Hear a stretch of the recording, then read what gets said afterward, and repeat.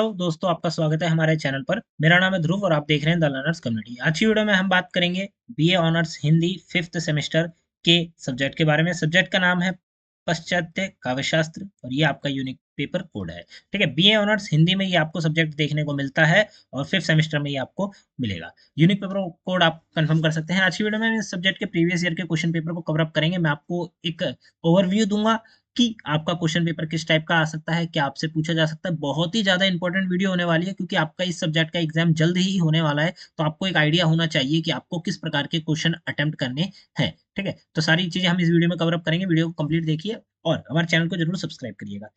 3 घंटे का पेपर होगा, 90 नंबर का आपको क्वेश्चन पेपर दिया जाएगा। साथ में बात करें तो ये वाला जो है इंस्ट्रक्शन, इसमें लिखा है कि सभी प्रश्न अनिवार्य है, मतलब सारे के सारे क्वेश्चन जो हैं, ऑल क्वेश्चन आपको अटेम्प्ट करने होंगे, कोई भी क्वेश्चन आपको छोड़ना नहीं है।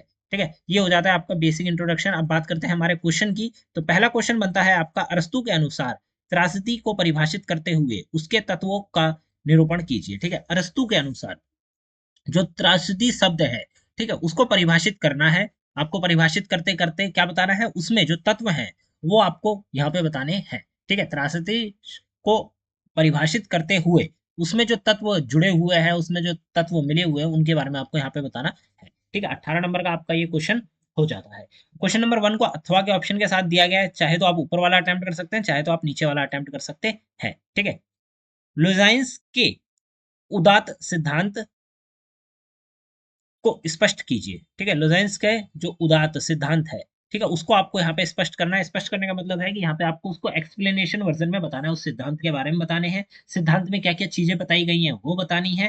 ठीक है, अगर सिद्धांत से जुड़ी कोई एक्स्ट्रा चीज है तो वो भी आप यहाँ पे लिख सकते हैं, ताकि आपका जो आंसर है एक सही लेंथ में या लंबाई में लिखा जा सके। ठीक है, जिससे लगे कि हाँ, आपका आंसर एक 18 नंबर के आंसर को मैच करता है।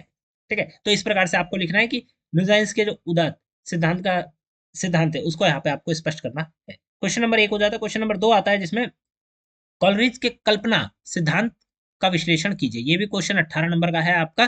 ठीक है, कॉलरिज के जो कल्पना सिद्धांत है, कल्पना करने से रिलेटेड जो सिद्धांत है, उसका यहाँ पे आपको विश्लेषण करना है, स्पष्ट करना, विश्लेषण करना, ये सारी चीजें एक ही बात है। आपको बस उस सिद्धांत के बारे में बताना है जो सिद्धांत पूछा गया है। इस क्वेश्चन में कल्पना के सिद्धांत के बारे में पूछा गया है, उसके बारे में आपको बताना है कि राइटर ने उसके बारे में, जिसने वो सिद्धांत बताया, उसने सिद्धांत के बारे में कौन कौन से पॉइंट बताए हैं। ठीक है, सिद्धांत से जुड़ी हुई कोई चीज है तो वो भी आप यहाँ पे लिख सकते हैं। क्वेश्चन नंबर 2 हो जाता है। क्वेश्चन नंबर 2 को यहाँ पे आप देखेंगे कि अथवा के ऑप्शन के साथ आपको क्वेश्चन नंबर 2 देखने को मिलता है। ठीक है, अथवा के साथ देखने को मिलता है तो ये वाला है, कविता व्यक्तित्व की अभिव्यक्ति नहीं, व्यक्तित्व के, व्यक्तित्व से पलायन है। ये एक स्टेटमेंट है। कविता मतलब पोइट्री जो है वो व्यक्तित्व की अभिव्यक्ति नहीं करती, बल्कि व्यक्तित्व से पलायन करने में हेल्प करती है, या पलायन ही है।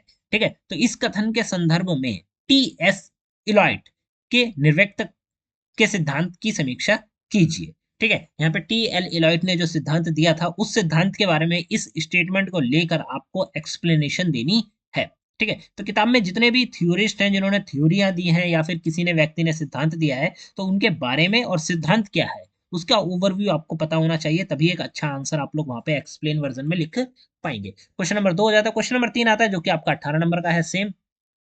इसमें पूछा गया है, स्वेच्छावाद स्वच्छंदवाद की अवधारणा पर विचार कीजिए। ठीक है, स्वच्छंदवाद की जो अवधारणा है, अवधारणा मतलब जो प्रिंसिपल हो गई, या लोग उसे जो मानते हैं अवधारणा, ठीक है, उसके ऊपर आपको यहाँ पे विचार करना है। विचार से मतलब भी यहाँ पे यही है कि आपको उस अवधारणा के बारे में यहाँ पे एक्सप्लेनेशन आपको देनी होगी, अवधारणा के बारे में बताना होगा। जो भी पॉइंट आपको अवधारणा के बारे में पता है वो आप यहाँ पे बता सकते हैं। आपको किस प्रकार से लिखना है मैं बता देता हूँ। आंसर राइटिंग, सबसे पहले आप थोड़ा सा इंट्रोडक्शन देंगे। ठीक है, अगर हम इस क्वेश्चन का उदाहरण लेते हैं तो स्वच्छंदवाद के बारे में आप थोड़ा सा इंट्रोडक्शन देंगे, उसके बाद 4 से 5 या 6 पॉइंट आप लगभग अपने आंसर के बनाएंगे और अंत में लिखेंगे आप कंक्लूजन। ठीक है, और जिससे आपका जो आंसर है वो कंप्लीट हो जाएगा 18 नंबर के हिसाब से। ठीक है, तो इस प्रकार से बिल्कुल आपको अपना आंसर राइटिंग करनी है। जो भी मैंने फॉर्मेट आपको बताई है, ये फॉर्मेट हर क्वेश्चन में, हर आंसर में आपकी यूज हो सकती है, तो सेम फॉर्मेट का यूज करिएगा। ठीक है, क्वेश्चन नंबर 3 हो जाता है। क्वेश्चन नंबर 3 अथवा के ऑप्शन के साथ देखने को मिलता है। यहाँ पे पूछा गया संचारवाद संरचनावाद संरचनावाद का विश्लेषण आपको यहाँ पे करना है। ठीक है, संरचनावाद का जो विश्लेषण है वो यहाँ पे आपको करना है, उसके बारे में एक्सप्लेनेशन देनी है। क्वेश्चन नंबर 5 आता है, बिंब की परिभाषा देते हुए काव्य में उसकी भूमिका पर प्रकाश डालिए। ठीक है, बिंब जो होता है, पहले आपको उसकी परिभाषा देनी है। परिभाषा में आप बता सकते हैं कि बिंब क्या होता है, उसके बारे में कोई पॉइंट हो गया, ये सारी चीजें आप बता सकते हैं। साथ के साथ परिभाषा देते हुए आपको काव्य में, मतलब कविता में उसकी क्या भूमिका है, ये भी आपको यहाँ पे बतानी है। चौथा नंबर का क्वेश्चन भी आपका 18 नंबर का है और अथवा के ऑप्शन के साथ देखने को मिलता है। चाहे तो आप ये वाला अटेम्प्ट कर सकते हैं, चाहे तो आप ये वाला अटेम्प्ट। विसंगति और विडंबना की अवधारणा को उदाहरण सहित स्पष्ट कीजिए। विसंगति, ठीक है, और विडंबना, ये दो शब्द हैं, इनकी अवधारणा आपको देनी है, उसके साथ साथ उदाहरण के साथ साथ आपको स्पष्ट भी करनी है। ठीक है, अवधारणा के बारे में ही नहीं बताना, मतलब वो जो आप कह सकते हैं ना कि पॉइंट ऑफ व्यू अवधारणा, तो उसके बारे में ही नहीं बता रहा, बट आपको उदाहरण के साथ साथ उसे एक्सप्लेनेशन भी करना है। क्वेश्चन नंबर 4 हो जाता है आपका। क्वेश्चन नंबर 5 आता है जिसमें आपसे पूछा गया निम्नलिखित में से किन्हीं दो के ऊपर आपको टिप्पणी लिखनी है। यहाँ पे टॉपिक दिए गए हैं 4, ठीक है, 4 टॉपिक्स में से किन्हीं भी 2 टॉपिक के ऊपर आपको क्या लिखनी है, जो टिप्पणी होती है वो यहाँ पे आपको लिखनी है। टॉपिक क्या क्या है, और आपका हर एक टॉपिक 9 नंबर का है, 18 नंबर का आपका 5वां क्वेश्चन भी हो जाता है।